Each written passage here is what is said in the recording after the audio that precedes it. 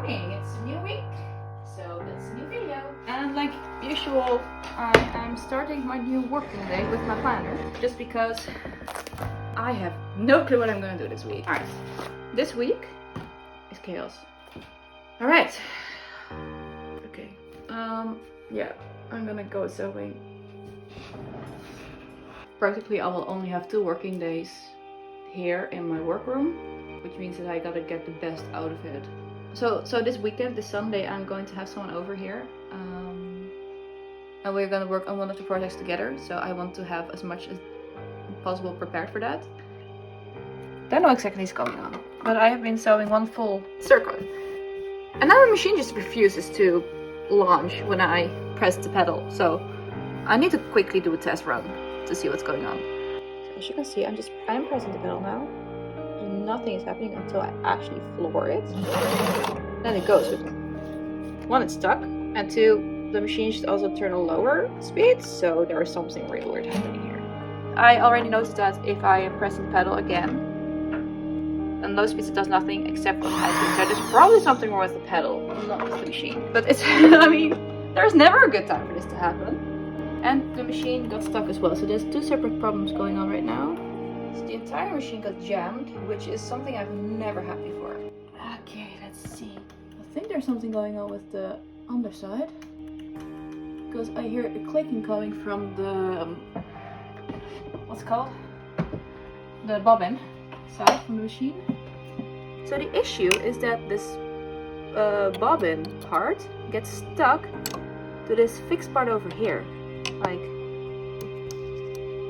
this thing. So what happens, the machine is fully stuck, because if I turn, it gets stuck into there. There is a little plate which suggests that it's somehow meant to do that as a way of a safety lock, but for the life of me I can't figure why.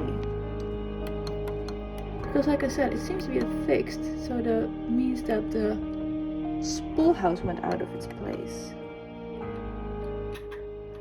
So you might be wondering what I'm doing now.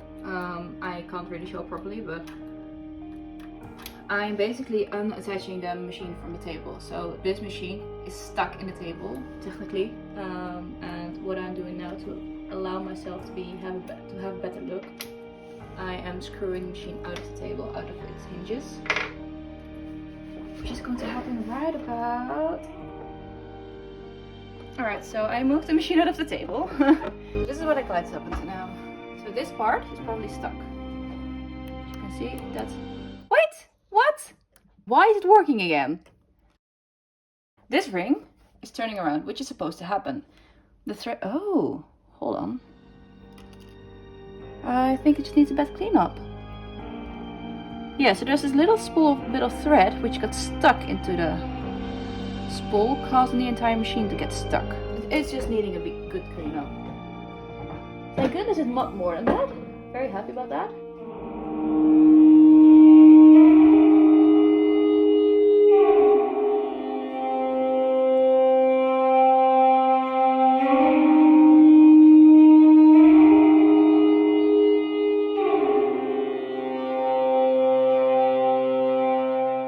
Partially my hobby is to repair old sewing machines. This one is old. It was meant to be working for a society where going to the shop, going to the maintenance, wasn't that much of a thing yet. The small things were generally done by the owners themselves. It's roughly the same with this machine. It's meant to be maintainable by the owners. Most modern machines are not. So if you're doubting, do not open the machine yourself. Alright, let's see. That sounds like a sewing machine again. Pedal, I did end up not opening it. I just shook out the dirt, and I will probably need to bring it to maintenance soon. That's the most intricate electronics in this machine. I succeeded with putting it back on the table. I only need to screw it back and then I can proceed with my sewing, thank goodness.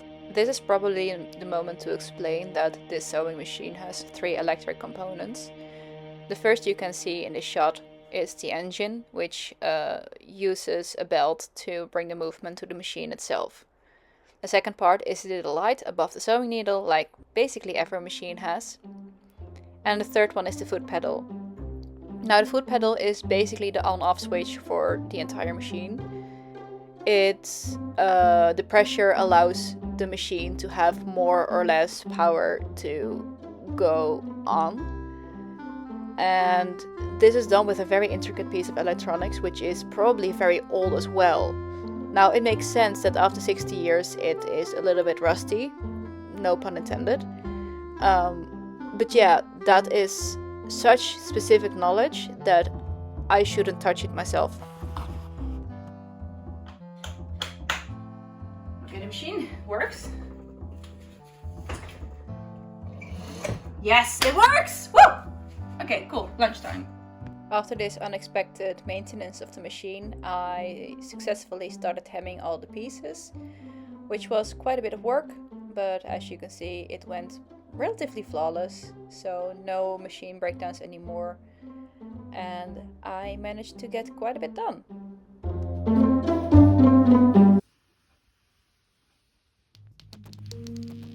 Good morning, it's Tuesday today, and well, like I did yesterday, I'm going to start with setting my intentions for the day. Now, I already did that a little bit at home, I just tend to do that daily.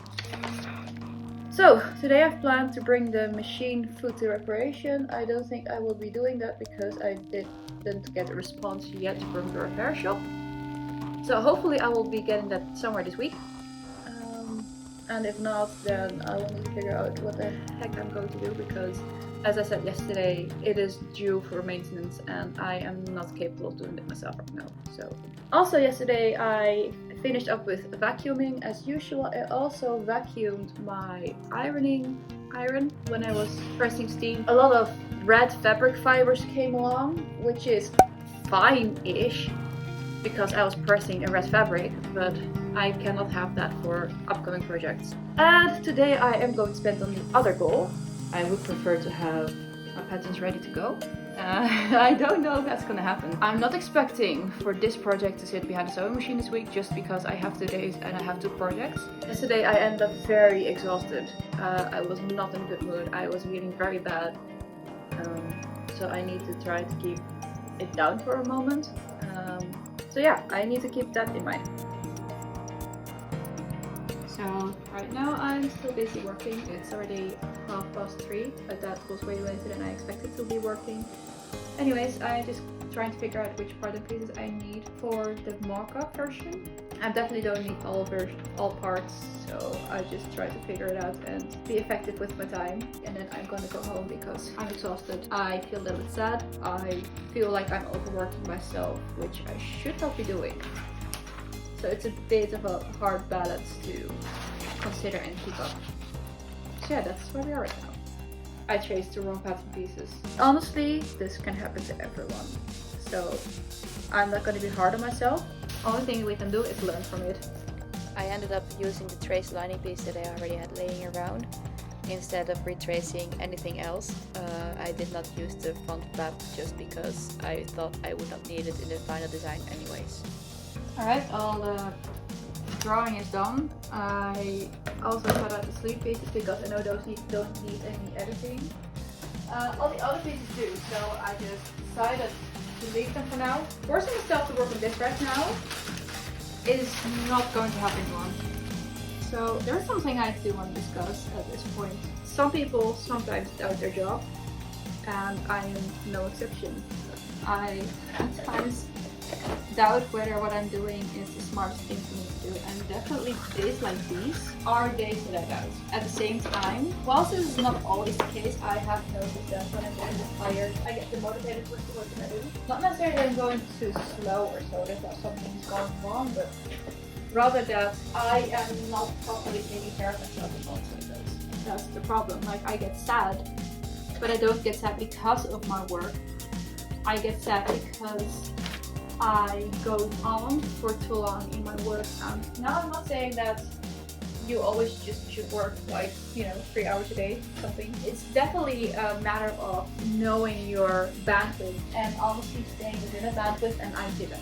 I overworked myself 2 days in a row now. I know I did, and that's causing me frustration. I don't know if this is something that more freelancers or entrepreneurs experience. I would love to know if that's the case. I somewhere would really enjoy to know that I am not alone in this. At the same time, this is definitely not something that I should keep up as a habit. Take care of yourself, because even if someone will do it partially for you, a little bit of self-respect and autonomy, knowing how to do it yourself, goes a long way.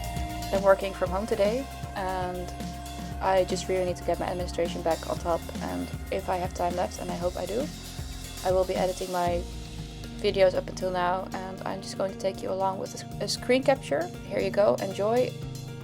I already have this. I will be rough cutting this, and then I will proceed with fine-tuning it. And my idea is to have videos of roughly 15 minutes long per time. I'm gonna be in my next project, if I manage. If I don't, it's fine too.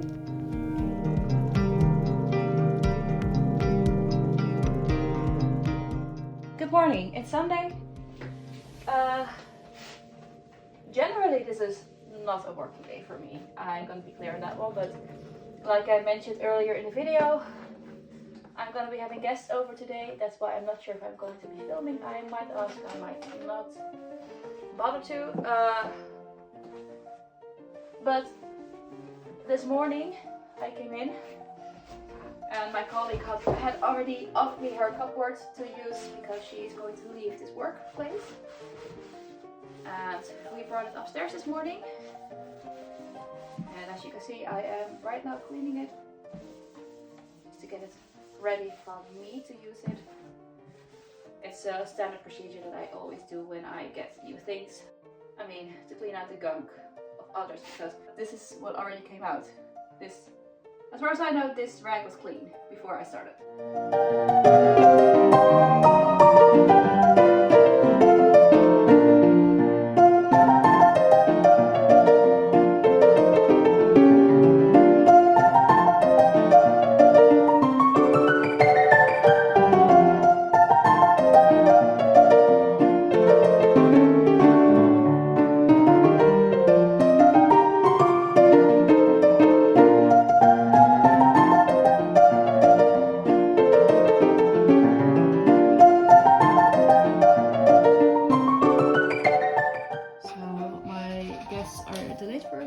I cleaned basically everything up that I thought I could clean up, so I might as well just get started on the first things that we have to do today. So I'm going to grab the materials already and do the first things as it goes. I just said that I missed a step last time because these edges are the selvages, so I don't need to sew them to have them not being fringy, but of course I do need to sew them to have them give them a little better look, so I'm going to do that right now. I hope to start on the armholes, but well, dear me, I forgot.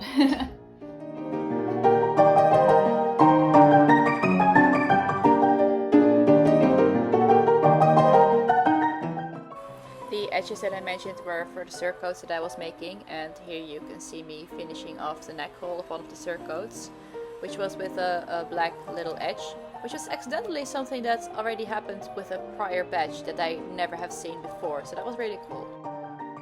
And that will be concluding this week. It was Sunday, I was tired, I went home, so I did not really film an outro, so yeah, voiceover one. Thank you for watching, hopefully see you next week. And thanks to you, my viewer, my camera, I guess, I feel the freedom to just talk to myself and try to figure out what the heck is going on. Oops. Ow. So enough blabbing. Well, probably not enough because I love to blab. And I have to be realistic in that. I don't want to be realistic, but I have to be.